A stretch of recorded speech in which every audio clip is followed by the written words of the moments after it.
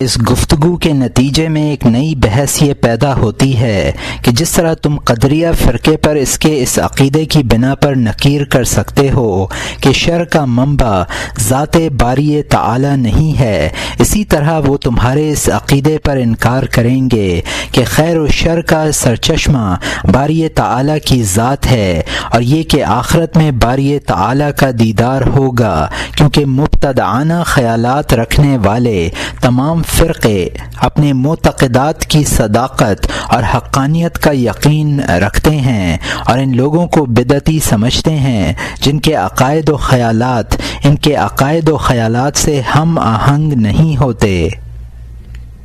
اگر یہ سلسلہ شروع ہو جائے کہ قدریہ غیر قدریہ پر اور غیر قدریہ قدریہ پر اعتراضات کرنے لگیں تو احتساب کی تکمیل کس طرح ہوگی؟ اس تعارض کی بنا پر ہماری رائے یہ ہے کہ احتساب کرنے سے پہلے اس شہر کا جائزہ لے لیا جائے جہاں بدعت ظاہر ہوئی ہو۔ اگر بدعت کو معمولی پذیرائی ملی ہے، عام طور پر لوگ سنت پر قائم ہیں، تو محتسب کو سلطان کے بغیر بھی احتساب کی اجازت ہے، اور اگر بدعتی تعداد میں زیادہ ہو تو سلطان کی اجازت کے بغیر احتساب نہ کرنا چاہیے، اس لیے کہ اعتراض کرنے میں اختلاف اور محاذ آرائی کا اندیشہ ہے۔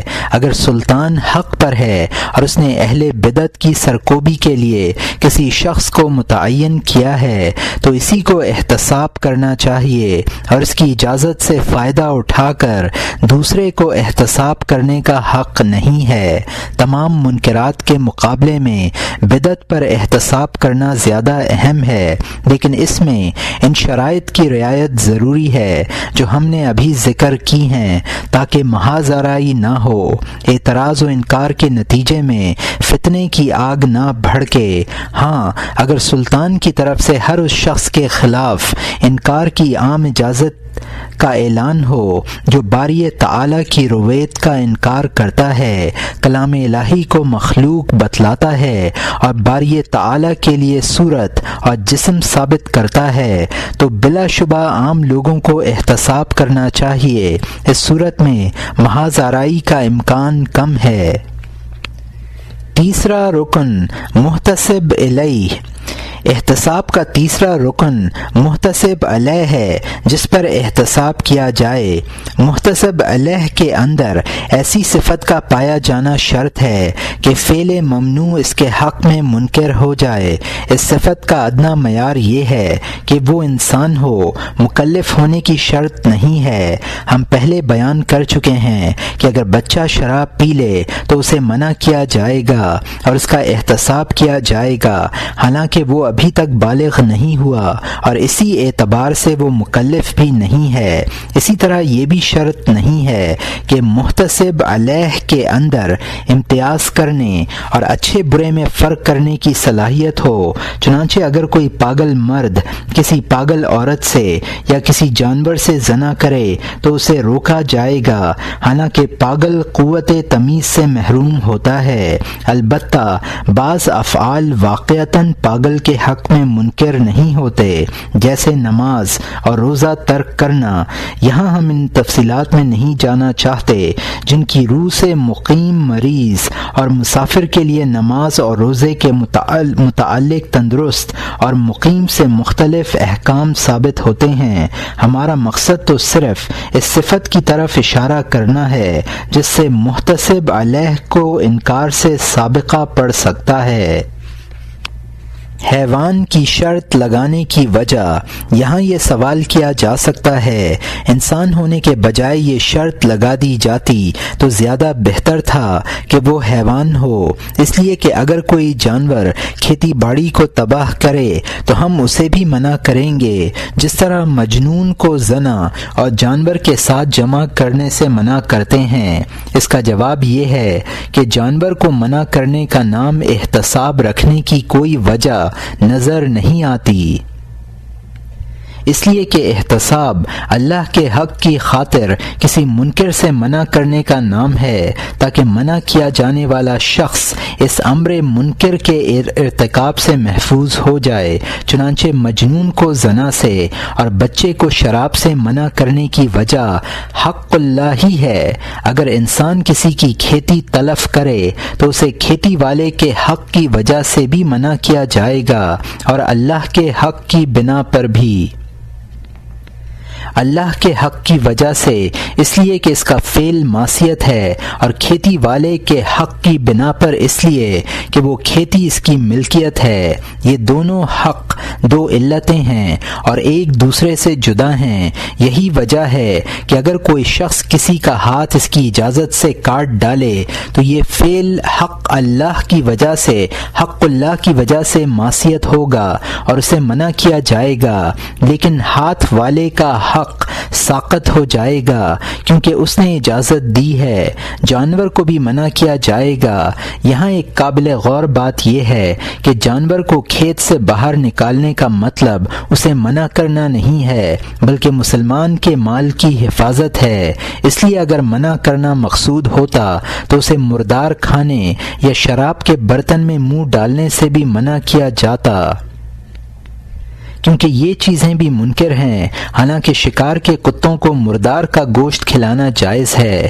اگر ہم کسی مشقت کے بغیر مسلمان کے مال کی حفاظت کر سکتے ہیں یا اسے ضائع ہونے سے بچا سکتے ہیں تو ہمیں ایسا ضرور کرنا چاہیے۔ چنانچہ اگر اوپر سے کسی شخص کا گھڑا گرے اور نیچے عین گھڑے کے مقابل میں کسی دوسرے شخص کی بوتل رکھی ہوئی ہو تو بوتل کو پھوٹنے سے بچانے کے لیے گھڑے کو دفع کیا جاتا ہے۔ اس عمل کا مقصد بوتل کی حفاظت ہے، نہ کہ گھڑے کو گرنے سے منع کرنا۔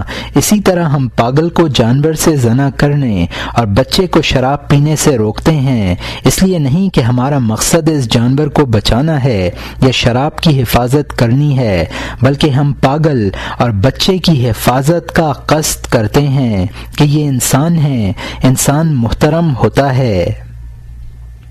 یہ دقیق لطائف ہیں، انہیں اہل تحقیق ہی اچھی طرح سمجھ سکتے ہیں، لیکن دوسروں کو بھی غفلت نہ کرنی چاہیے۔ پاگل اور مجنوں کے سلسلے میں یہ سوال بھی اٹھتا ہے کہ کیا انہیں ریشم پہننے سے بھی روکا جائے گا؟ اس سوال کا جواب ہم اسی کتاب کے 3 باب میں دیں گے انشاءاللہ۔ مسلمان کے مال کی حفاظت۔ مسلمان کے مال کی حفاظت کے سلسلے میں ایک سوال یہ پیدا ہوتا ہے کہ اگر کسی شخص کے کھیت میں جانور گھسے ہوئے ہوں اور اس کی کھیتی کو نقصان پہنچا رہے ہوں تو دیکھنے والے پر ان جانوروں کو کھیت سے باہر نکالنا واجب ہے یا نہیں؟ اسی طرح اگر کسی کا مال ضائع ہو رہا ہو اور دوسرا شخص اسے ضائع ہونے سے بچا سکتا ہو تو اس پر اپنے مسلمان بھائی کے مال کی حفاظت کرنا اور اسے ضائع ہونے سے بچانا واجب ہے یا نہیں؟ اگر جواب اثبات میں ہے تو یہ ایک سخت مشقت ہے۔ اس کا مطلب یہ ہے کہ انسان زندگی بھر کے لیے دوسروں کا اسیر ہو کر رہ جائے۔ اگر یہ کہا جائے کہ واجب نہیں تو ہم یہ کہیں گے کہ اس شخص پر بھی احتساب واجب نہ ہونا چاہیے جو کسی دوسرے شخص کا مال غصب کر رہا ہو، کیونکہ جس طرح ضائع ہونے سے بچانے میں مسلمان کے مال کی حفاظت ہے، اسی طرح غاصب کو غصب سے روکنے میں بھی ہے۔ ہمارے خیال میں یہ ایک دقیق اور غامض بحث ہے۔ مختصر اتنا عرض کیے دیتے ہیں کہ اگر کوئی شخص جسمانی تعب اور مالی نقصان کے بعد اپنے وقار کو باقی رکھتے ہوئے مسلمان بھائی کا مال ضائع ہونے سے بچا سکتا ہے تو اس پر دوسرے کے مال کی حفاظت واجب ہے۔ ایک مسلمان کو دوسرے مسلمان پر بے شمار حقوق ہیں، ان میں ایک حق مسلمان کے مال کی حفاظت بھی ہے۔ جسمانی مشقت اور مالی نقصان کے بغیر حفاظت کرنا اس حق کا ادنا درجہ ہے۔ کیا ایک مسلمان کا دوسرے مسلمان پر اتنا حق بھی نہ ہونا چاہیے کہ اگر اس کا کوئی نقصان نہ ہوتا تو وہ اپنے بھائی کے مال کی حفاظت کر لے؟ ہمارے نزدیک اس حق کا وجوب سلام کا جواب دینے کے وجوب سے زیادہ موقد ہے، کیونکہ سلام کا جواب نہ دینے سے اتنی ایذا نہیں ہوتی جتنی ایذا کسی کے مال کی حفاظت نہ کرنے سے ہوتی ہے۔ علماء تو یہاں تک کہتے ہیں کہ اگر کسی کا مال زبردستی چھین لیا گیا ہو اور کسی دوسرے کے پاس غاصب کے خلاف کوئی ایسی شہادت موجود ہو جس کے نتیجے میں چھینا ہوا مال واپس مل سکتا ہو تو اس پر شہادت دینا واجب ہے۔ اگر شہادت دینے سے گریز کرے گا تو گناہگار ہوگا۔ جس طرح شہادت ضروری ہے اسی طرح حفاظت بھی ضروری ہے، بشرط یہ کہ شہادت دینے والے اور حفاظت کرنے والے کا کوئی جسمانی یا مالی ضرر نہ ہو۔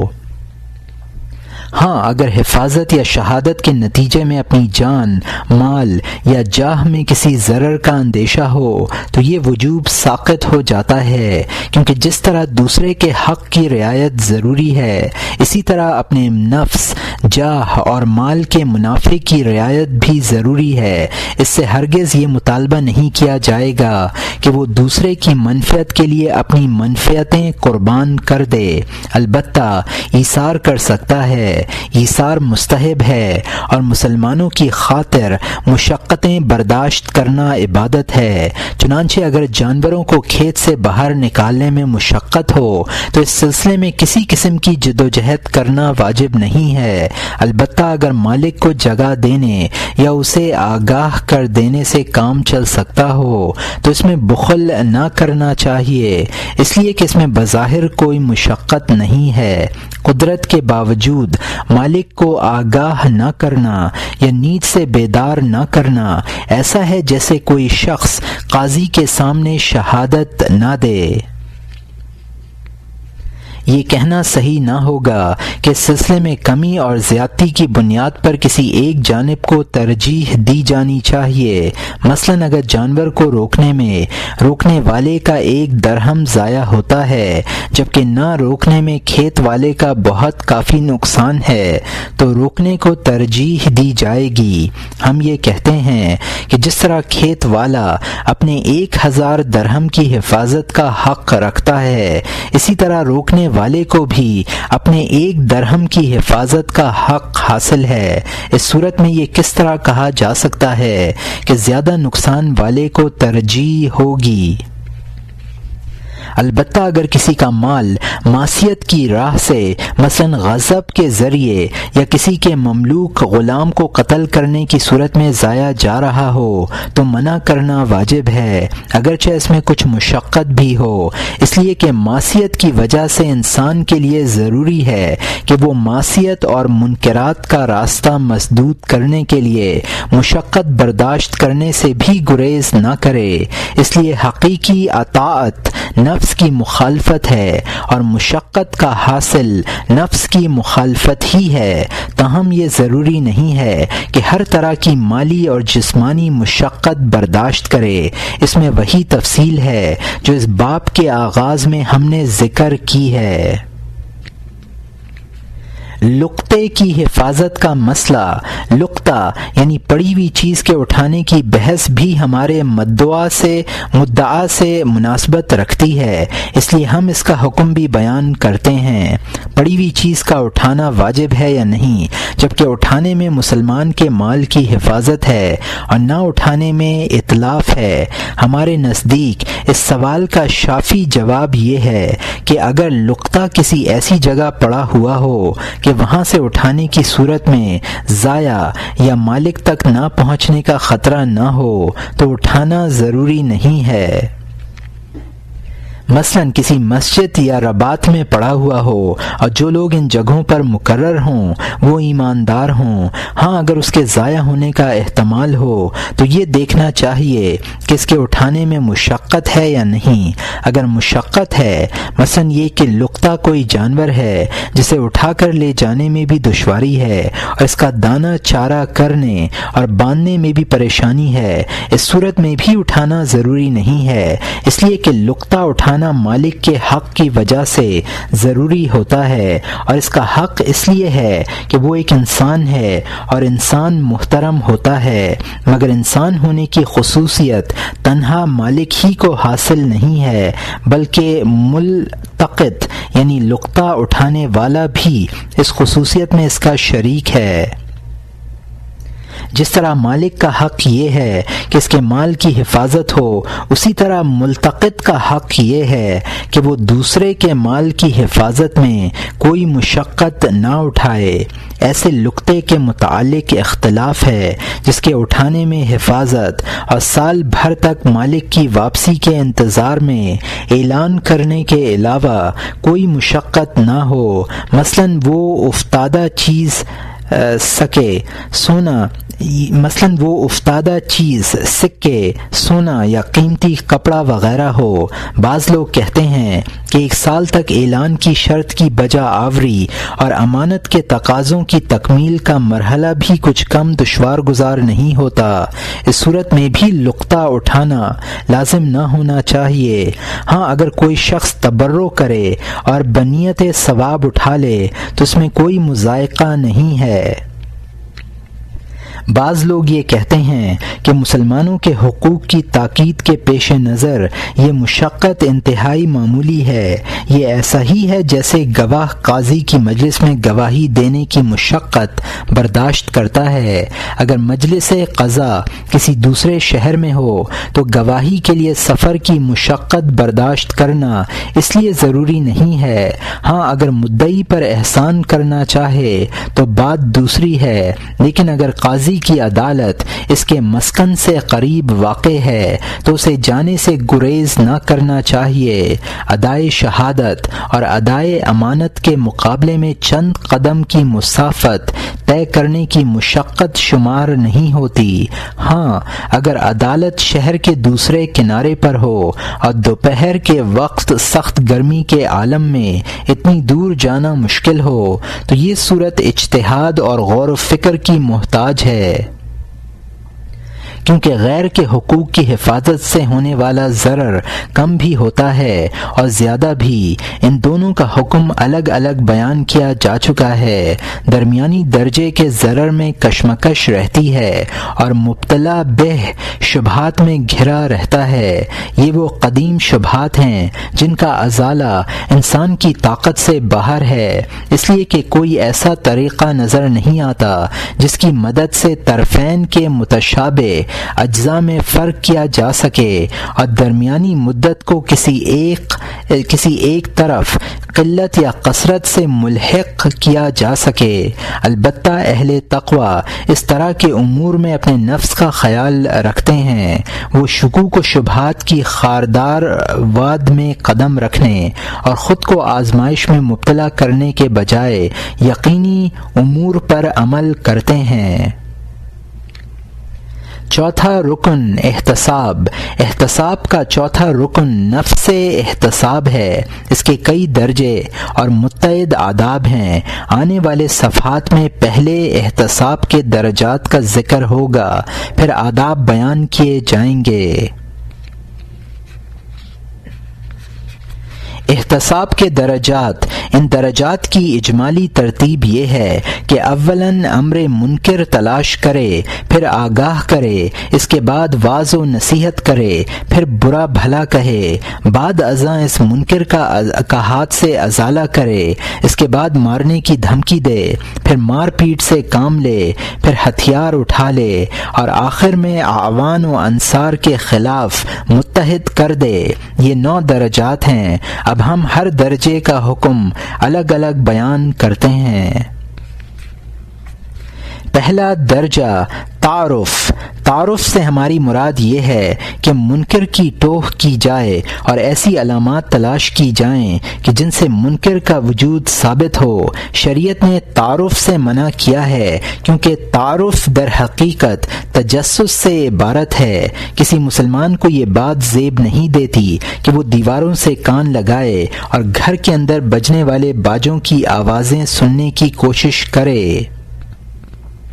یا کسی راستے سے گزرتے ہوئے زور زور سے سانس لے اور بتکلف سونگنے کی کوشش کرے کہ کسی گھر سے شراب کی بو تو نہیں آ رہی ہے، یا زیر دامن رکھی ہوئی چیز پر ہاتھ رکھ کر دیکھے کہ وہ ساز یا شراب تو نہیں ہے، یا کسی شخص کے متعلق اس کے پڑوسیوں سے معلومات حاصل کرے۔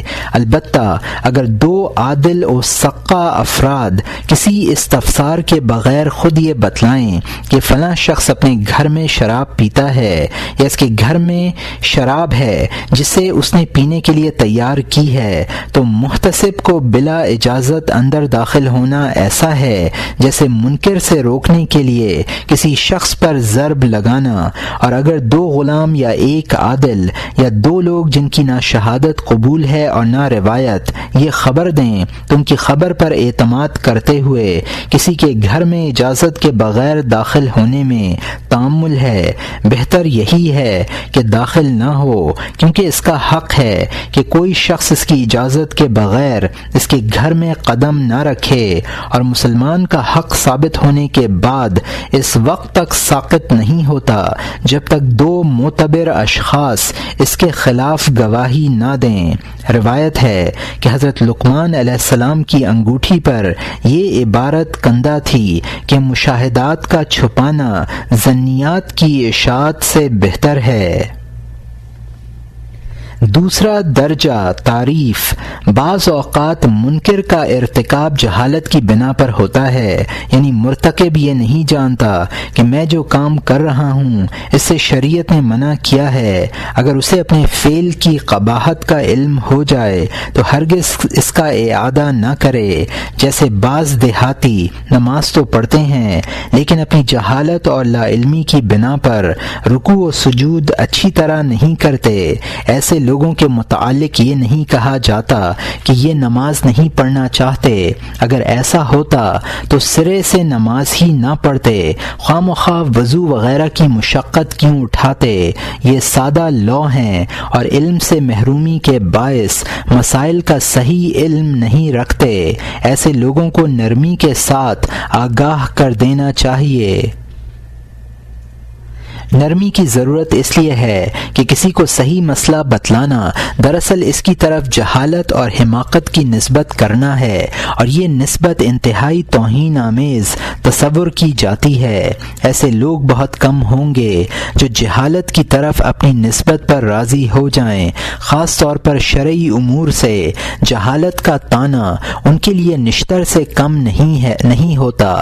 جب انہیں خطا سے آگاہ کیا جاتا ہے اور حق بات بتلائی جاتی ہے تو غصہ سے بھڑک اٹھتے ہیں اور جان بوجھ کر حق کا انکار کر دیتے ہیں، اس خوف سے کہ کہیں ان کی جہالت کا عیب عیاں نہ ہو جائے۔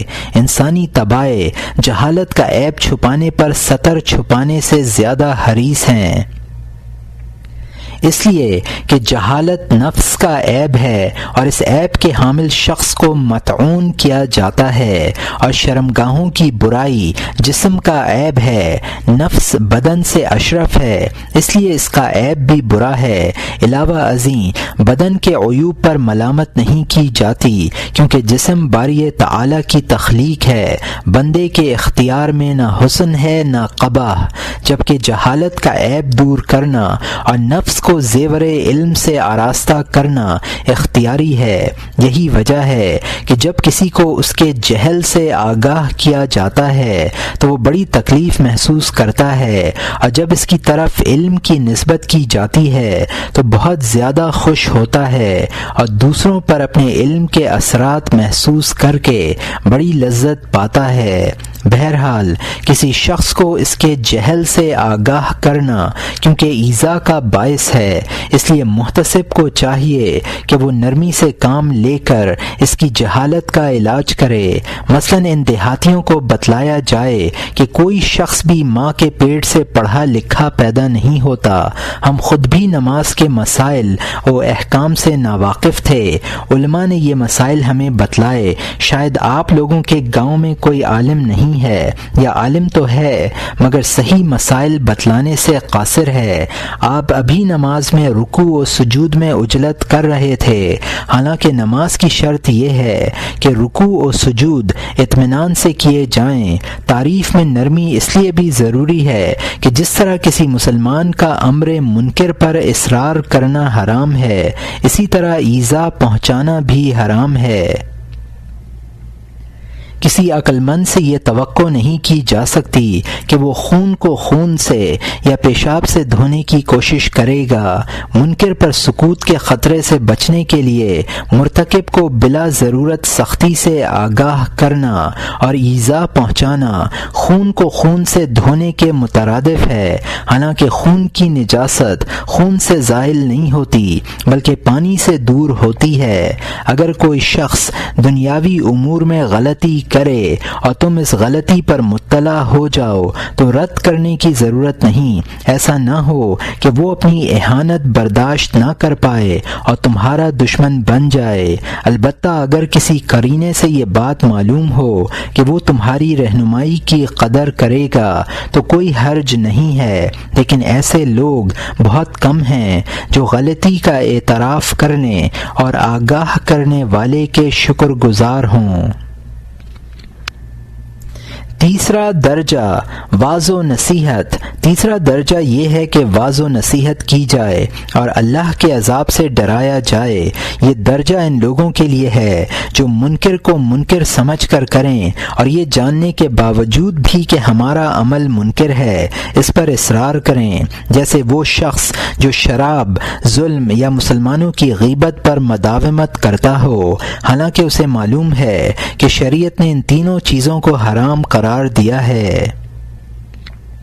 ایسے شخص کو اولاً واعظ و نصیحت کرنی چاہیے، اسے اللہ کے عذاب سے ڈرانا چاہیے اور وہ روایات سنانی چاہیے جو اس کے فعل کی مذمت و وعید پر وارد ہوئی ہیں۔ نیز اسے اکابرین سلف اور بزرگان دین کی حسن سیرت اور مثالی کردار کے واقعات بھی سنانے چاہیے تاکہ وہ ان سے عبرت حاصل کرے اور خود بھی ایسا ہی بننے کی کوشش کرے۔ واعظ و نصیحت کا یہ عمل انتہائی شفقت اور نرمی کے ساتھ ہونا چاہیے۔ سختی اور ناراضگی اس کی افادیت کو نقصان پہنچاتی ہیں۔ عاصی کو رحم کی نظروں سے دیکھے اور اس کی معصیت کو اپنے حق میں مصیبت خیال کرے، اس لیے کہ تمام مسلمان یک جان واحد نفس ہیں۔ یہاں ایک بڑی مہلک آفت ہے، اس سے بچنا چاہیے، اور وہ آفت یہ ہے کہ بہت سے اہل علم کسی کو برائی سے آگاہ کرنے کے عمل میں اپنے لیے علم کی عزت اور دوسرے کے لیے جہل کی ذلت کا احساس رکھتے ہیں، بلکہ بعض لوگ محض اس لیے غلطی پر متنبہ کرتے ہیں یا واعظ و نصیحت کرتے ہیں کہ اپنے لیے علم کے شرف کا اظہار ہو اور دوسرے کے لیے جہالت کی ذلت ثابت ہو۔ اگر واعظ و نصیحت کا مقصد غرور علم ہو تو یہ منکر فی نفسی ہی اس منکر سے زیادہ قبیح ہے جس پر اعتراض کیا جا رہا ہے۔ اس طرح کے احتساب کی مثال ایسی ہے جیسے کوئی شخص دوسرے کو بچانے کے لیے خود کو آگ میں جلا ڈالے۔ یہ جہالت کی انتہا ہے، بڑی لغزش اور زبردست گمراہی ہے۔ اس طرح کے لوگ شیطان کے جال میں پھنس جاتے ہیں۔ صرف وہی لوگ اس کے مکر و فریب سے محفوظ رہتے ہیں جنہیں اللہ تعالیٰ ان کے عیوب کی معرفت عطا کر دے اور اپنے نور ہدایت سے ان کی چشم بصیرت وا کر دے۔ دوسروں پر حکم چلانے میں نفس کو دو وجہوں سے بڑی لذت ملتی ہے، ایک علم کے فخر کی وجہ سے اور دوسرے حکومت کے غرور سے۔ اس طرح کے مقاصد رکھنے والے لوگ ریا اور نام و نمود کے طالب ہوتے ہیں۔ یہ ایک مخفی خواہش ہے جس کا مقتضی شرک خفی ہے۔ یہاں ہم ایک معیار بتلاتے ہیں، محتسب کو چاہیے کہ وہ اس معیار کے مطابق اپنے نفس کی آزمائش کرے، یعنی یہ دیکھے کہ اسے اپنے واسطے سے دوسرے کی اصلاح پسند ہے یا وہ یہ چاہتا ہے کہ کوئی دوسرا اس نیک کام کے لیے آگے بڑھے اور احتساب کرے یا منکر خود بخود دور ہو جائے، کسی احتساب کی ضرورت پیش نہ آئے۔ اگر احتساب کا عمل اس کے نفس پر شاق گزرتا ہو اور وہ یہ چاہتا ہو کہ کوئی دوسرا اس منکر کا ازالہ کرے تو احتساب کرنا چاہیے، کیونکہ اس احتساب کا محرک دین ہے۔ لیکن اگر دل کے کسی گوشے میں یہ خواہش پوشیدہ ہو کہ اس منکر کا ازالہ میں کروں اور گناہگار کو اس کے گناہ پر تنبیہ کا فریضہ میں ادا کروں، تو اس کے حق میں ترک احتساب بہتر ہے، کیونکہ وہ احتساب کو شہرت و عزت کے حصول کا ذریعہ بنانا چاہتا ہے۔ اسے اللہ سے ڈرنا چاہیے اور خود اپنے نفس کا احتساب کرنا چاہیے، ایسا نہ ہو کہ وہ ہلاکت میں پڑ جائے۔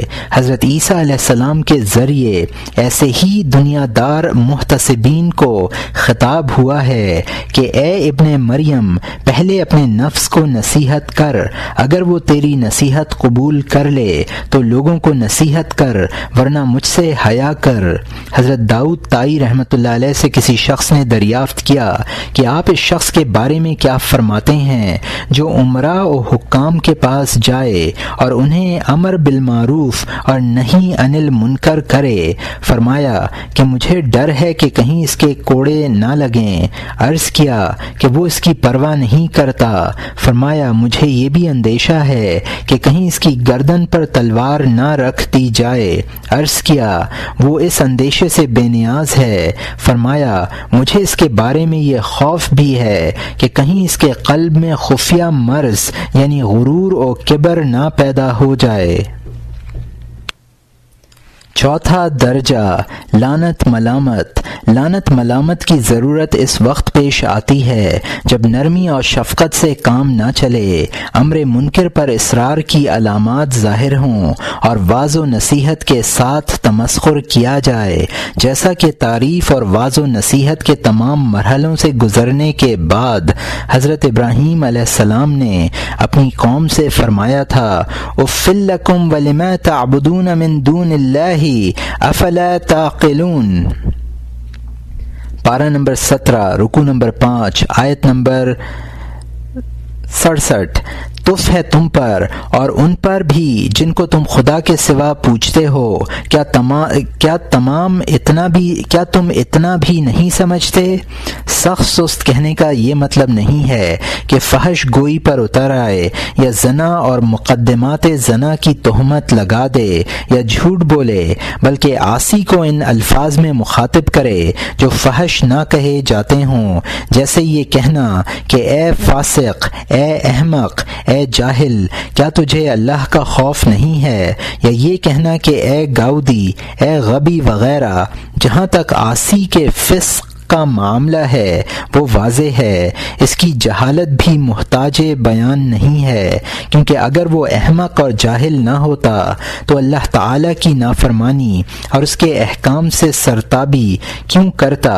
جو شخص عقل سے محروم ہے وہ احمق ہے، اور صاحب عقل وہ ہے جس کے بارے میں حضرت صلی اللہ علیہ وسلم نے ارشاد فرمایا، الکیس من دان نفسی وعمل لما بعد الموت والاحمق من اتبع نفسه هواها وتمنى على الله۔ یہ ترمذی اور ابن ماجہ کی حدیث ہے جس کو شداد ابن اوس رضی اللہ عنہ نے روایت کیا ہے۔ عقل مند وہ ہے جس کا نفس متی ہو اور جو آخرت کی زندگی کے لیے عمل کرتا ہو، اور احمق وہ ہے جو اپنے نفس کی خواہش کا اتباع کرے اور اللہ تعالیٰ پر بہتان باندھے۔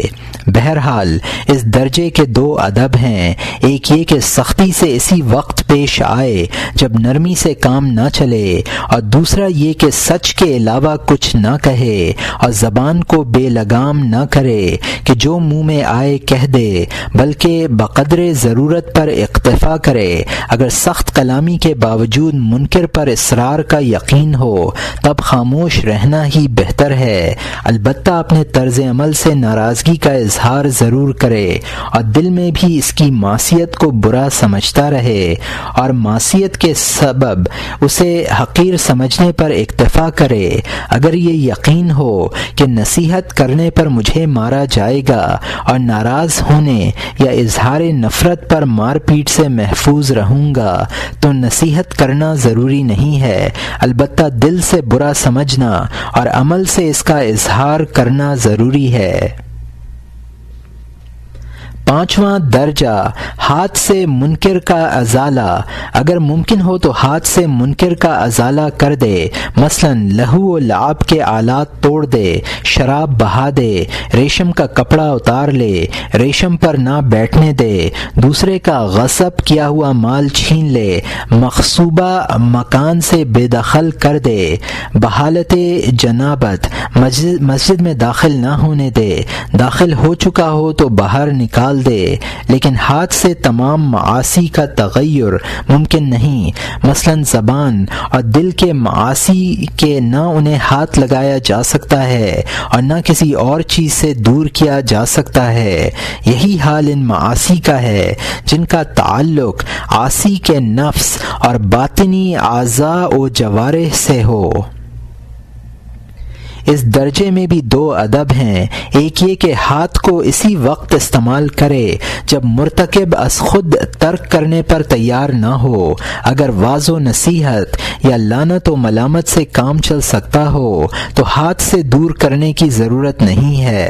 مثلا ایک شخص غضب کے مکان میں ہے یا جنابت کی حالت میں مسجد میں بیٹھا ہوا ہے، اگر اسے سختی سے منع کیا جائے تو یہ ممکن ہے کہ وہ غضب کے مکان سے اپنا قبضہ ختم کر دے یا مسجد سے نکل جائے۔ اس صورت میں یہ جائز نہیں کہ اسے دھکے دیے جائیں یا ٹانگیں پکڑ کر باہر نکال دیا جائے۔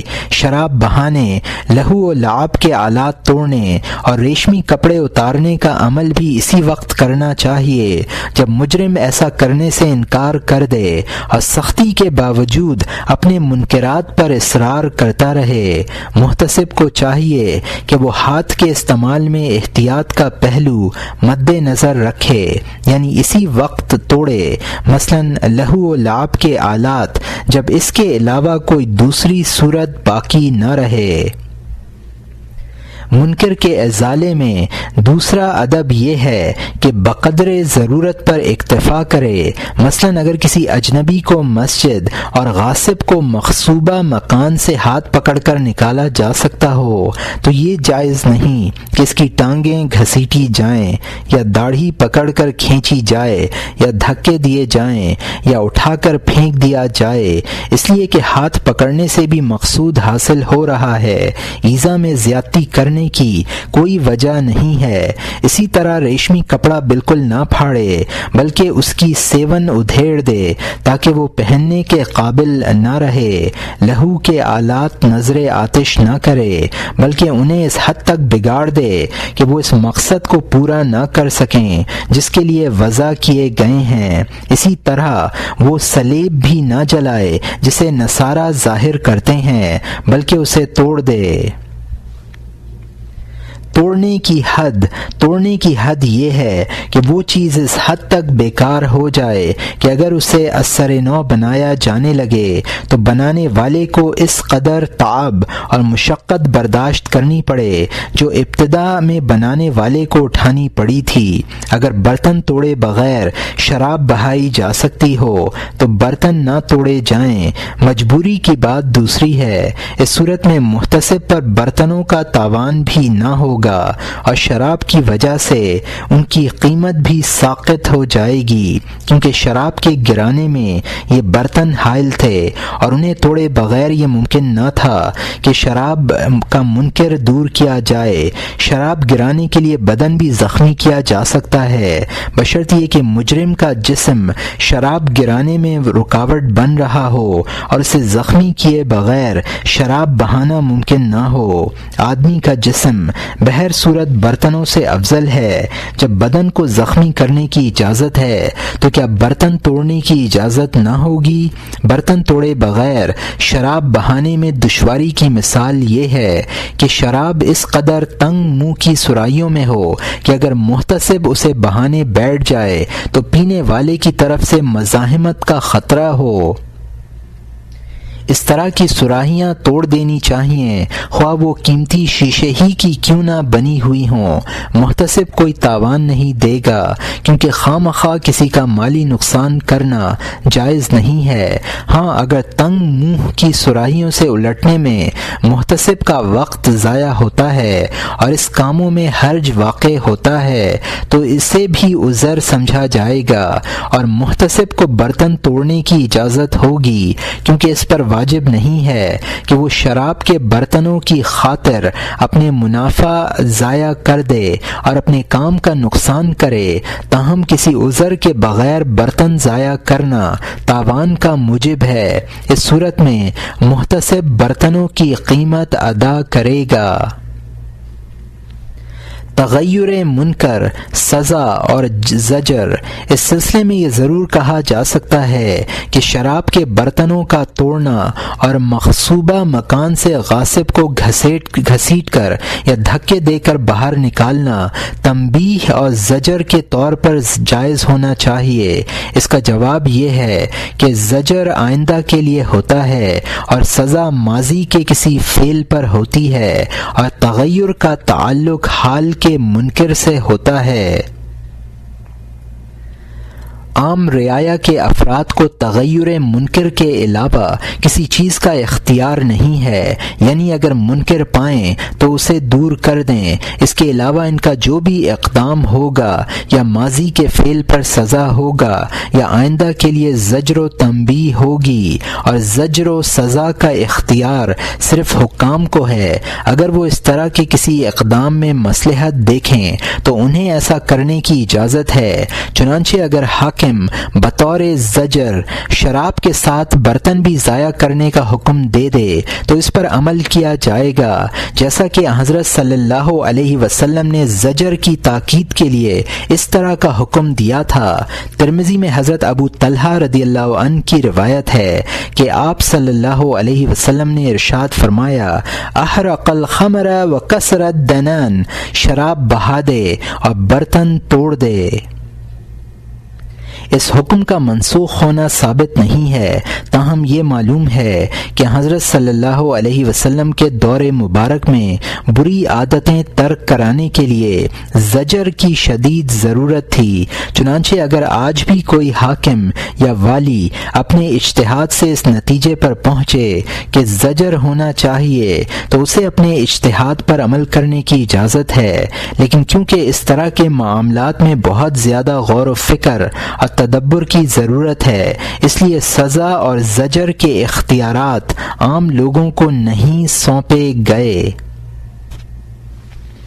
زجر کی حدود، لیکن حاکم کے لیے زجر کی اس اجازت کا یہ مطلب نہیں ہے کہ وہ معاصی کا ارتکاب کرنے والوں کے اموال ضائع کر دے، ان کے مکانوں کو آگ لگا دے اور جو چیزیں معصیت کا سبب بنتی ہوں انہیں پھونک دے۔ یہ معنی کہ شراب کے برتن توڑ ڈالنے میں مصلحت ہے، یہ بھی تسلیم کہ اس طرح کے مصالح مال ضائع کرنے اور مکان کو آگ لگا دینے سے بھی ہو سکتی ہیں، لیکن ہمیں اپنی طرف سے مصلحتیں ایجاد کرنے کی اجازت نہیں ہے، بلکہ یہ حکم ہے کہ ہم پچھلوں کا اتباع کریں۔ شدید ضرورت کے وقت شراب کے برتن توڑنے کا عمل حدیث سے ثابت ہے، بعد میں برتن نہ توڑنا اس لیے نسخ کا حکم نہیں رکھتا، بلکہ اس سلسلے میں یہ اصول پیش نظر رہنا چاہیے کہ حکم علت کے زائل ہو جانے سے ختم ہو جاتا ہے، اور جب علت پائی جاتی ہے تو حکم بھی واپس آ جاتا ہے۔ امام کے لیے زجر کا اختیار بھی ہم نے اتباعی کے اصول کی روح سے دیا ہے۔ رعایا کے افراد کو منع کرنے کی وجہ یہ ہے کہ اس میں اجتہاد کے پہلو پوشیدہ ہیں اور ان پر تمام لوگوں کی نظر مشکل ہی سے پڑتی ہے۔ ہم تو یہاں کہتے ہیں کہ اگر شراب بہا دی گئی تو برتنوں کا توڑنا جائز نہیں رہا، کیونکہ برتن شراب کے ساتھ مخصوص ہوں اور اس کے علاوہ کسی دوسرے کام میں ان کا استعمال نہ ہوتا ہو تو تب بلا شبہ ان کا توڑنا جائز ہے۔ دور صحابہ میں ضرورت کی شدت کے علاوہ ایک علت یہ بھی تھی کہ وہ لوگ جن برتنوں میں شراب بناتے یا پیتے تھے وہ اسی کے لیے خاص تھے۔ توڑنے کے عمل میں یہ دونوں علتیں مؤثر ہیں، ان دونوں کو یا ان میں سے ایک کو حذف نہیں کیا جا سکتا۔ عام رعایا کو اجازت نہ دینے میں ایک وجہ یہ بھی ہے کہ حاکم کو یہ معلوم رہتا ہے کہ زجر کی ضرورت کب پیش آتی ہے۔ یہ علت بھی مؤثر ہے، اس لیے اسے بھی نظر انداز نہیں کیا جا سکتا۔ یہ دقیق فقہی نکات ہیں، محتسب کے لیے ان نکات کی معرفت انتہائی ضروری ہے۔ چھٹا درجہ تہدید و تخویف، یعنی ڈرانا دھمکانا۔ مثلا مجرم سے یہ کہنا کہ اگر تو نے یہ کام کیا کہ میں تیرا سر توڑ دوں گا یا تیری مرمت کروں گا یا کسی کو تیری مرمت کرنے کا حکم دوں گا۔ اسی طرح کے دوسرے تہدیدی جملے۔ مناسب یہ ہے کہ مارنے سے پہلے دھمکیاں ضرور دے دے، بشرط یہ کہ ایسا کرنا ممکن ہو۔ اس سلسلے میں ادب یہ ہے کہ کوئی ایسی دھمکی ہرگز نہ دے جس پر عمل کرنا ممکن نہ ہو۔ مثلا یہ نہ کہے کہ میں تیرا مکان لوٹ لوں گا یا تیرے بیٹے کو ماروں گا یا تیری بیوی کو قید کر لوں گا۔ اس طرح کی دھمکیاں اگر عمل کی نیت سے دی جائیں تو حرام ہیں، اور عمل نہ کرنے کے ارادے سے دی جائیں تو جھوٹ ہیں۔ ہاں اگر عاصی اس طرح کی دھمکیوں سے متاثر نہ ہو تو محتسب کے لیے اس حد تک آگے بڑھنا جائز ہے جو مقتضائے حال کے مطابق ہو، اور باطن کے عزم پر ظاہر میں زیادتی کرنا بھی جائز ہے، بشرط یہ کہ یہ یقین ہو کہ یہ زیادتی مؤثر ہوگی اور منکر کا قلع قمع کر دے گی۔ اس طرح کی زیادتی کذب نہیں ہے بلکہ مبالغہ ہے، اور ان امور میں مبالغہ کرنا لوگوں کی عادت میں داخل ہے۔ یہ ایسا ہی ہے جیسے کوئی شخص دو دشمنوں کے درمیان صلح کرانے کے لیے یا دو سوتنوں کی تالیف قلب کے لیے جھوٹ بولے۔ اس قدر مبالغہ اس لیے روا ہے کہ اس سے مجرم کی اصلاح مقصود ہے۔ اس لیے بعض لوگ یہ کہتے ہیں کہ اگر باری تعالی کسی ایسی چیز کی وعید فرمائیں جسے کریں نہیں تو اس میں کوئی قباحت نہیں ہے، کیونکہ وعید میں خلاف کرنا یعنی وعدہ عذاب کو پورا نہ کرنا کرم اور عفو ہے جو باری تعالی کی شایان شان ہے۔ البتہ یہ بات بری ہے کہ کسی ایسی چیز کا وعدہ کیا جائے جسے پورا کرنے کا ارادہ نہ ہو، لیکن ہمارے نزدیک یہ رائے اچھی نہیں ہے، اس لیے کہ اللہ کا کلام قدیم ہے، اس میں خلاف کی گنجائش نہیں ہے، خواہ وہ وعدہ سے متعلق ہو یا وعید سے۔ وعدہ و وعید میں خلاف کا تصور بندوں کے حق میں کیا جا سکتا ہے، کیونکہ وعید میں خلاف کرنا حرام نہیں ہے۔ ساتواں درجہ زد و کوب، اس سے مراد ہاتھ پاؤں سے مارنا ہے۔ اگر ضرورت ہو تو رعایا کے افراد بھی اس طرح اقدام کر سکتے ہیں، لیکن اس سلسلے میں بھی بقدر ضرورت پر اکتفا کرنا چاہیے اور اسی حد تک مارنا چاہیے جس سے منکر دور ہو جائے۔ مقصد پورا ہو جانے کے بعد مارنا جائز نہیں ہے۔ اس کی مثال ایسی ہے جیسے قاضی کسی شخص کو ادائے حق تک قید کر دے۔ اگر اس کے باوجود وہ شخص انکار حق پر مصر ہے اور قاضی یہ سمجھے کہ وہ ادا پر قادر ہے لیکن عناد اور ہٹ دھرمی کی وجہ سے وہ انکار کر رہا ہے، تو اس صورت میں قاضی کو جائز ہے کہ وہ ادائے حق کا اعتراف کرنے تک مجرم کو بقدر ضرورت بتدریج زد و کوب کرائے۔ یہی حکم محتسب کا ہے، جتنی ضرورت ہو اتنا ہی مارے اور بتدریج کی رعایت کرے۔ اگر ہتھیار اٹھانے کی ضرورت پیش آئے اور یہ یقین ہو کہ مجرم ہتھیار دیکھ کر گھبرا جائے گا یا زخمی ہو کر تائب ہو جائے گا تو اسے ہتھیار اٹھانے کی بھی اجازت ہے، بشرط یہ کہ کوئی فتنہ برپا نہ ہو۔ مثلاً ایک فاسق کسی عورت کو پکڑے ہوئے ہو یا مزمار بجا رہا ہو اور اس کے اور محتسب کے درمیان نہر حائل ہو کہ محتسب کے لیے اسے عبور کر کے مجرم تک پہنچنا ممکن نہ ہو، اس صورت میں محتسب اپنی بندوق اٹھا کر مجرم کو للکار سکتا ہے اور اسے دھمکی دے سکتا ہے کہ وہ فوراً عورت کو چھوڑ دے یا مزمار بند کر دے ورنہ میں گولی مار دوں گا۔ اگر وہ اس دھمکی کی پرواہ نہ کرے اور بدستور منکر میں مشغول رہے تو بندوق سے فائر کرنا بھی جائز ہے، مگر نشانہ کسی ایسی زمین کو نہ بنائے جس سے اس کی موت فی الفور واقع ہو جائے، بلکہ پنڈلی، ران یا ہاتھ وغیرہ اعضاء پر فائر کرے۔ تیر اور تلوار کا موقع ہو تو ان ہتھیاروں کا بھی یہی حکم ہے۔ بہرحال منکر کی تغییر جس طرح بھی ممکن ہو واجب ہے، اس میں یہ بھی قید نہیں کہ وہ منکر خاص طور پر اللہ تعالیٰ کے حق سے متعلق ہو۔ انسانوں کے حقوق سے متعلق منکرات کا بھی یہی حکم ہے۔ فرقہ معتزلہ کا کہنا یہ ہے کہ جو امور اللہ تعالیٰ کے حقوق سے متعلق نہ ہوں ان میں صرف زبان اور ہاتھ سے مار پیٹ کی گنجائش ہے، اور اس احتساب کا حق بھی صرف امام کو حاصل ہے۔ 8واں درجہ انصار و اعوان کو دعوت۔ یہ صورت میں ہے جبکہ محتسب تنہا منکر کی تغیر پر قادر نہ ہو اور یہ ضرورت محسوس کرے کہ کچھ لوگ اس کی مدد کریں اور منکر کے خلاف جہاد میں اس کے شانہ بشانہ حصہ لیں۔ اس صورت میں اگر مجرم بھی اپنے انصار و اعوان کو آواز دے لے تو یہ امر حیرت انگیز نہ ہوگا۔ نتیجہ فریقین باہم دست و گریباں ہوں گے، فریقین باہم دست و گریباں ہوں گے اور کشت و خون کریں گے۔ اس درجے میں اختلاف ہے کہ امام کی اجازت کے بغیر یہ انتہائی قدم اٹھایا جا سکتا ہے یا نہیں۔ بعض لوگ کہتے ہیں کہ رعایا کے افراد کو اس طرح کے اقدام کی اجازت نہیں دی جا سکتی کیونکہ آپس میں جنگ سے فتنے برپا ہوں گے، فسادات پھوٹیں گے اور ملک میں تباہی پھیلے گی۔ بعض لوگوں نے امام کی اجازت ضروری نہیں سمجھی۔ یہی قول قرین قیاس بھی ہے کیونکہ رعایا کو احتساب کے باقی تمام درجات، تعریف، واعظ و نصیحت، یہاں تک کہ زد و کوب اور ہتھیار اٹھانے کی بھی اجازت ہے۔ آخری درجہ فریقین کو اپنے طرفداروں اور حمایتیوں سے مدد لینے پر اکساتا ہے اور یہ جنگ ہی کی صورت ہے۔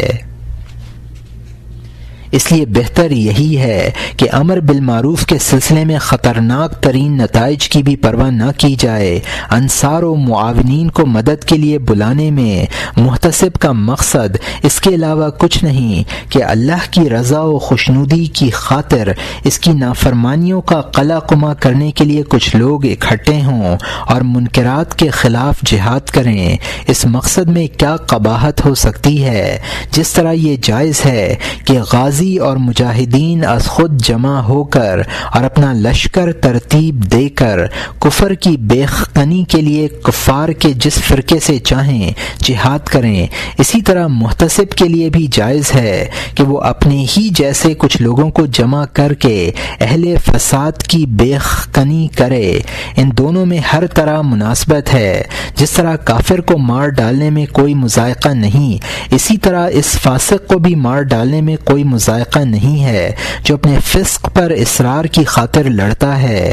جس طرح کفار کے خلاف جنگ میں مارا جانے والا مسلمان شہید ہے، اسی طرح وہ محتسب بھی شہید ہے جو حق پر ہو اور ظلماً مارا جائے۔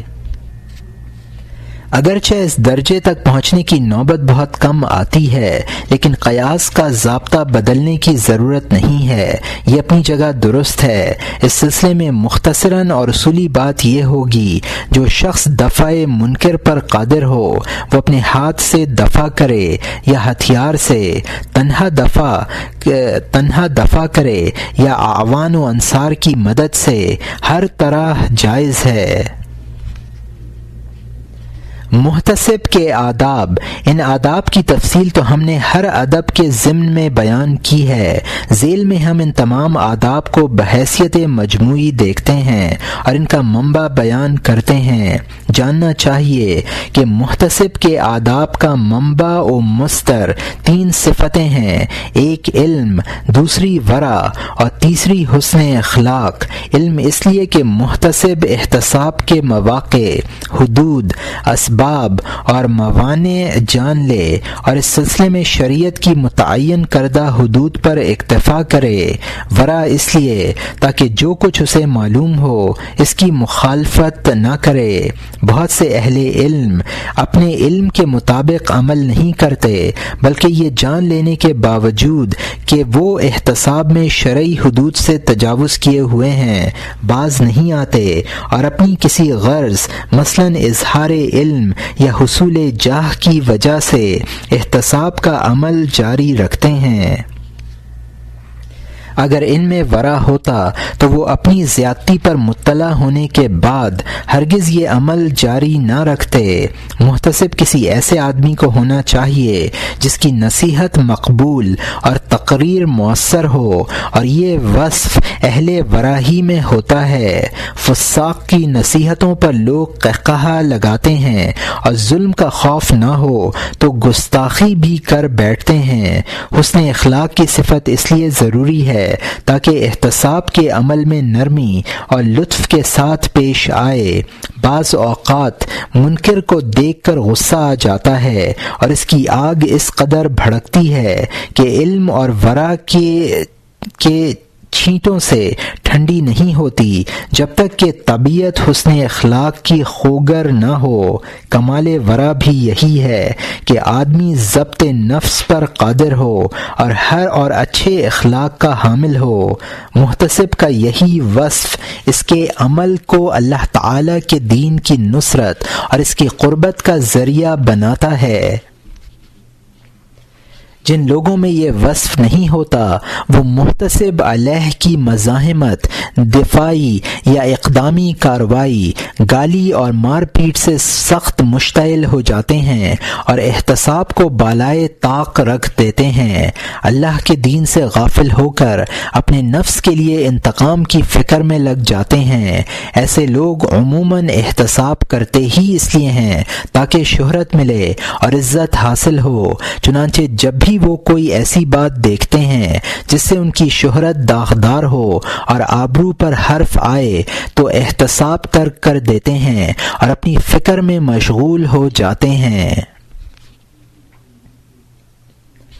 مذکورہ تینوں صفتیں احتساب کو لائق اجر و ثواب عمل بنا دیتی ہیں۔ منکر کے دفع کرنے میں تینوں صفتیں مؤثر بھی ہیں۔ جو محتسب ان سے محروم ہوتا ہے وہ منکر کا کما حقہ ازالہ نہیں کر پاتا، بلکہ بعض اوقات خود اس کا احتساب شریعت کی حدود سے تجاوز ہونے کے باعث امر منکر بن جاتا ہے۔ ان تینوں صفتوں پر حضرت صلی اللہ علیہ وسلم کا یہ ارشاد مبارک دلالت کرتا ہے: لا یامر بالمعروف ولا ینہی عن المنکر الا رفیق فیما یامر به فیما ینہی عنہ حلیم فیما یامر به حلیم فیما ینہی عنہ فقیہ فما یامر به فقیہ فیما ینہی عنہ۔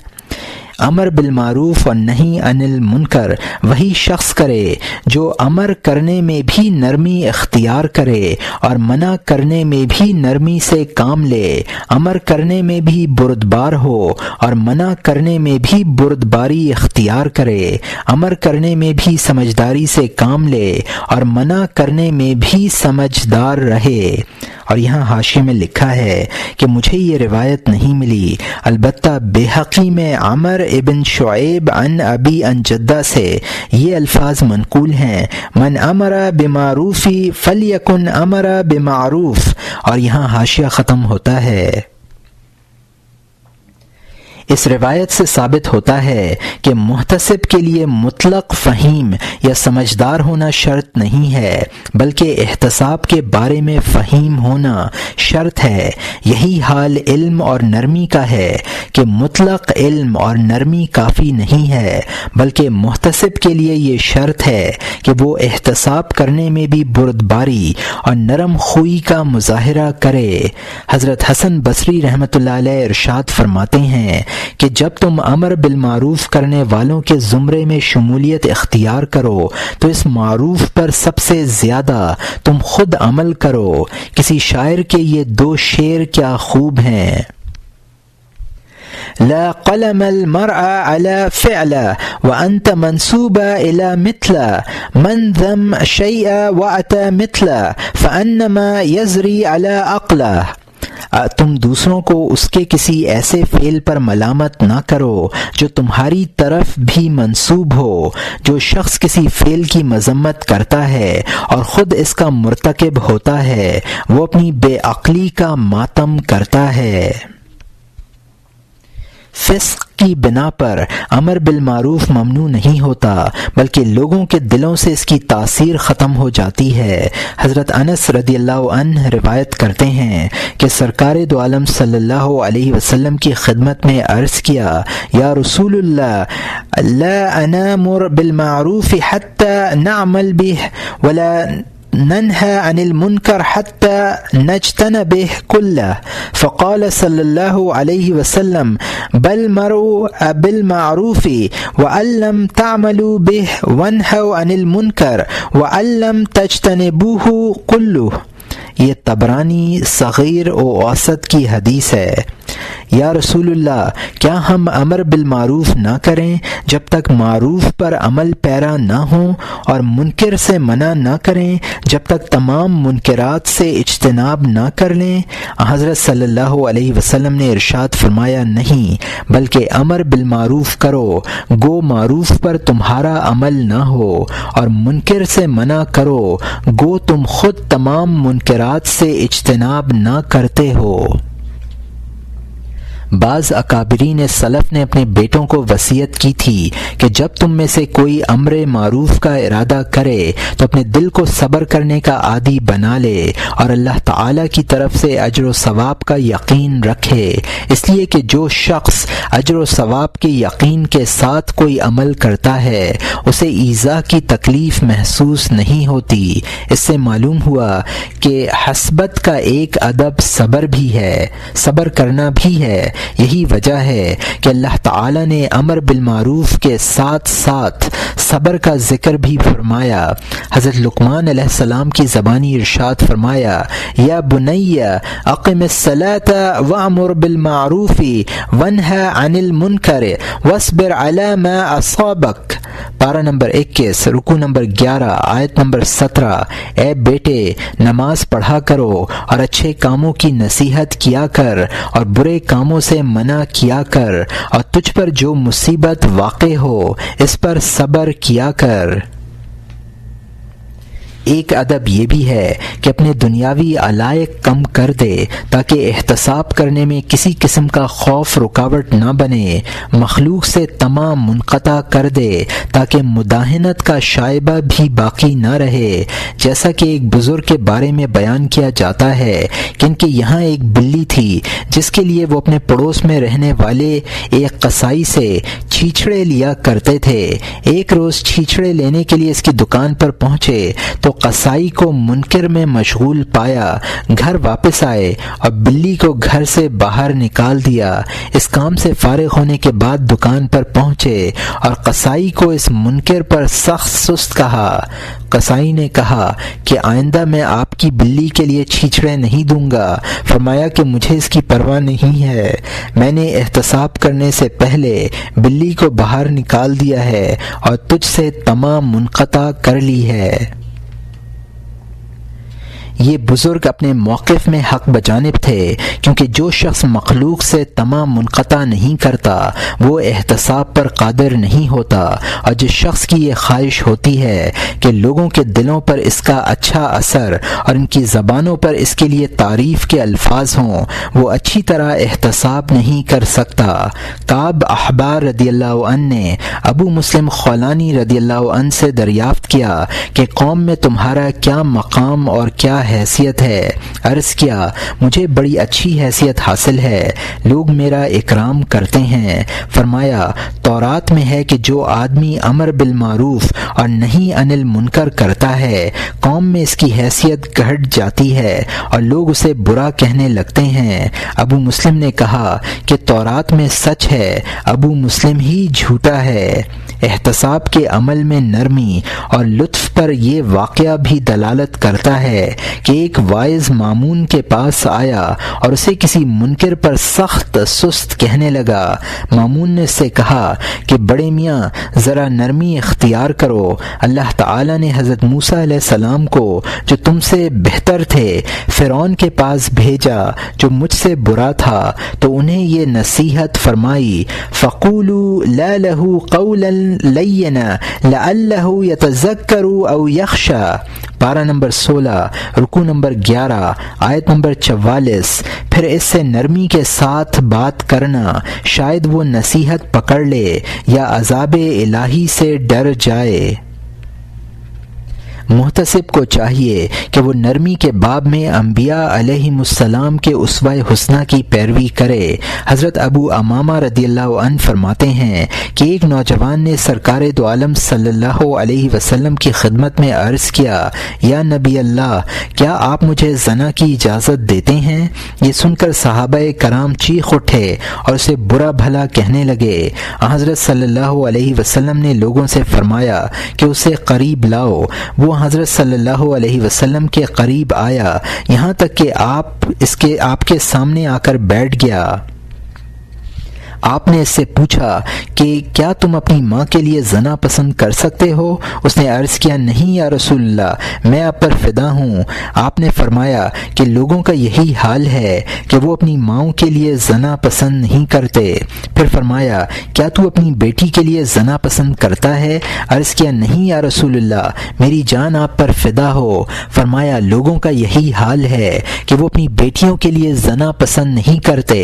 آپ نے اس کے بعد بہن کا اور ابن عوف کی روایات کے مطابق خالہ اور پھوپھی کا بھی ذکر فرمایا۔ اس نے ہر بار یہی جواب دیا کہ میری جان آپ پر نثار ہو، میں یہ پسند نہیں کرتا۔ اس کے بعد حضرت صلی اللہ علیہ وسلم نے اپنا دست مبارک اس کے سینے پر رکھا اور یہ دعا کی، اللہم طہر قلبہ واغفر ذنبہ وحسن فرجہ، اے اللہ اس کا دل پاک کر، اس کے گناہ معاف فرما اور اس کی شرمگاہ کو زنا کی برائی سے محفوظ رکھ۔ راوی کہتا ہے کہ اس واقعے کے بعد اس شخص کو زنا سے اس قدر نفرت ہو گئی کہ شاید ہی کسی دوسری چیز سے نفرت ہو، اور یہ احمد کی حدیث ہے۔ فضیل ابن عیاض رحمۃ اللہ علیہ سے کسی شخص نے کہا کہ سفیان ابن عینیہ رحمۃ اللہ علیہ نے بادشاہ کے انعامات قبول کیے ہیں۔ فضیل نے جواب دیا کہ انہوں نے بادشاہ سے اپنا حق وصول کیا ہے، تمہیں کیا اعتراض ہے؟ جب موترس چلا گیا اور سفیان سے تنہائی میں ملاقات ہوئی تو فضیل نے انہیں تنبیہ کی اور بادشاہ کے ہدایہ قبول کرنے سے منع کیا۔ سفیان نے کہا کہ اے ابو علی، بخدا اگرچہ ہم نیک نہیں ہیں لیکن ہمیں نیکیوں سے بڑی محبت ہے، اس لیے ہم آپ کی بات کا برا نہیں مناتے اور جو نصیحت آپ کرتے ہیں اسے بلا تکلف قبول کر لیتے ہیں۔ حماد ابن سلمہ رضی اللہ عنہ کہتے ہیں کہ صلاح ابن اشیم کے پاس سے کوئی شخص گزرا، اس کا پاجامہ ٹخنوں سے نیچے لٹکا ہوا تھا۔ ہم نشینوں نے چاہا کہ اس شخص کے ساتھ سختی سے پیش آئیں اور شدید مواخذہ کریں، لیکن ابن اشیم نے ان سے فرمایا کہ تم رہنے دو، اس کے لیے میں تنہا کافی ہوں۔ اس کے بعد آنے والے کی طرف متوجہ ہوئے اور فرمایا، بھتیجے مجھے تم سے ایک کام ہے۔ اس نے عرض کیا، کیا کام ہے چچا جان؟ فرمایا، میری خواہش یہ ہے کہ تم اپنا پاجامہ تھوڑا سا اوپر کر لو۔ اس شخص نے کہا کہ بہت بہتر، اور پاجامہ اوپر کر لیا۔ جب وہ چلا گیا تو آپ نے رفقائے مجلس سے فرمایا کہ اگر تم اس پر تشدد کرتے اور سختی سے پیش آتے تو وہ بہت بہتر، اور بصر و چشم کہنے کے بجائے گالیوں سے نوازتا۔ محمد بن زکریہ غلابی اپنا چشم دید واقعہ بیان کرتے ہیں کہ ایک رات مغرب کی نماز کے بعد عبداللہ ابن محمد ابن عائشہ مسجد سے نکل کر اپنے گھر جا رہے تھے۔ راستے میں انہوں نے دیکھا کہ قبیلہ قریش کا ایک نوجوان نشے کی حالت میں سرے راہ موجود ہے اور ایک عورت کو پکڑے ہوئے ہے۔ وہ عورت چیخ کر لوگوں کو اپنی مدد کے لیے بلا رہی ہے۔ ابن عائشہ اس نوجوان سے واقف تھے۔ انہوں نے لوگوں سے کہا کہ تم میرے بھتیجے کو چھوڑ دو۔ لوگ الگ ہٹ گئے۔ آپ نے نوجوان کو اپنے پاس بلایا۔ وہ شرماتا ہوا آیا۔ ابن عائشہ رحمۃ اللہ علیہ نے اسے محبت اور شفقت سے گلے لگایا اور اپنے گھر لے گئے اور خادم سے کہا کہ اسے اپنے پاس سلا لے۔ جب اس کا نشہ اتر جائے تو اسے بتلا دینا کہ وہ کیا حرکات کر رہا تھا۔ اگر وہ جانا چاہے تو جانے مت دینا بلکہ میرے پاس لے کر آنا۔ چنانچہ جب اس کی حالت درست ہوئی اور نشہ اترا تو خادم نے اسے رات کے واقعے سے مطلع کیا۔ نوجوان یہ سن کر سخت شرمندہ ہوا اور رونے لگا۔ جب اس نے واپسی کا ارادہ ظاہر کیا تو خادم نے اپنے آقا کے حکم سے آگاہ کیا۔ وہ نوجوان ابن عائشہ کے پاس لایا گیا۔ آپ نے اس سے کہا کہ تجھے شرم نہ آئی کہ تو نے اپنے آباء و اجداد کی شرافت سرے بازار نیلام کر دی اور ان کے لیے ذلت اور رسوائی کا سامان کر دیا؟ تجھے نہیں معلوم کہ تو کس کا بیٹا ہے؟ اللہ سے ڈر اور اپنی حرکتوں سے باز آ۔ نوجوان گردن نیچے کیے آنسو بہاتا رہا۔ جب ابن عائشہ خاموش ہوئے تو اس نے کہا کہ آج سے میں عہد کرتا ہوں کہ اب کبھی شراب نہ پیوں گا اور نہ عورتوں کے ساتھ دست درازی کروں گا۔ میں اپنے گناہوں پر نادم ہوں اور بارگاہ ایزدی میں توبہ کرتا ہوں۔ آپ بھی میرے لیے مغفرت کی دعا فرمائیں۔ آپ نے اسے اپنے قریب بلایا اور اس کے سر پر بوسہ دیا اور فرمایا، بہت خوب بیٹے، تمہیں ایسا ہی کرنا چاہیے تھا۔ وہ نوجوان ان کی نرم لہجے اور لطف و مہربانی سے بھرپور نصیحتوں سے اس قدر متاثر ہوا کہ ان کی خدمت میں رہنے لگا اور ان سے احادیث سیکھنے لگا۔ اس کے بعد آپ نے فرمایا کہ لوگ امر بالمعروف اور نہی عن المنکر کرتے ہیں، لیکن ان کا معروف منکر ہوتا ہے، اور اپنے تمام معاملات میں نرمی اختیار کرو۔ نرمی کے ذریعے تم اپنا مقصد زیادہ بہتر طریقے پر پورا کر سکتے ہو۔ فتح ابن شخرف رحمۃ اللہ علیہ کہتے ہیں کہ ایک شخص نے ایک عورت کو راستے میں پکڑ لیا اور اس کے ساتھ غلط حرکتیں کرنے لگا۔ اس کے ہاتھ میں چاقو تھا، جس کے خوف سے لوگ قریب نہیں جا رہے تھے اور بے بسی سے تماشا دیکھ رہے تھے۔ طرفہ تماشا یہ کہ وہ شخص جوان اور نہایت قوی الجثہ تھا۔ لوگ اس لیے بھی خوفزدہ تھے۔ اسی اثنا میں جبکہ لوگ کھڑے ہوئے عورت کی چیخیں سن رہے تھے، بشر ابن حارث رحمۃ اللہ علیہ ادھر سے گزرے۔ آپ نے یہ منظر دیکھا تو مجرم کے قریب گئے اور اس کے شانے پر اپنا شانہ رگڑا۔ نہ جانے آپ کے شانے میں کیا چھپا تھا کہ وہ شخص زمین پر گر پڑا۔ عورت اس کے قبضے سے نکل گئی اور صحیح سالم رخصت ہو گئی۔ لوگ اس کے قریب پہنچے وہ زمین پر پڑا ہانپ رہا تھا اور اس کا تمام جسم پسینے میں شرابور تھا۔ پوچھنے پر اس نے بتلایا کہ میں اس کے علاوہ کچھ نہیں جانتا کہ ایک بڑے میاں میرے پاس آئے اور انہوں نے مجھ سے یہ فرمایا کہ اللہ تعالیٰ تجھے اور تیری حرکتوں کو دیکھ رہا ہے۔ میں ان کی یہ بات سن کر لرز گیا اور مجھ پر اس قدر ہیبت سوار ہوئی کہ میں اپنے بوجھ کا متحمل نہ رہ سکا اور زمین پر آ رہا۔ مجھے نہیں معلوم کہ وہ بڑے میاں کون تھے اور کہاں سے آئے تھے۔ لوگوں نے کہا کہ وہ بشر ابن حارث تھے۔ اس نے کہا افسوس میں کتنا بدقسمت ہوں، اب وہ مجھے کس نگاہ سے دیکھیں گے اور میرے متعلق کیا خیال فرما رہے ہوں گے۔ اسی غم میں وہ بیمار پڑ گیا اور 7ویں روز جاں بحق ہو گیا۔ احتساب کے سلسلے میں متقی اور پرہیزگاروں کا یہی طریقہ تھا۔ کتاب الصحبت میں ہم نے حب فی اللہ اور بغض فی اللہ کے متعلق جو روایات اور آثار ذکر کیے ہیں وہ بھی اس بحث میں مفید ہیں۔ طول کلام کے خوف سے ان روایات و آثار کو دوبارہ نقل کرنا مشکل ہے، فی الوقت اسی مختصر پر اکتفا کیا جاتا ہے۔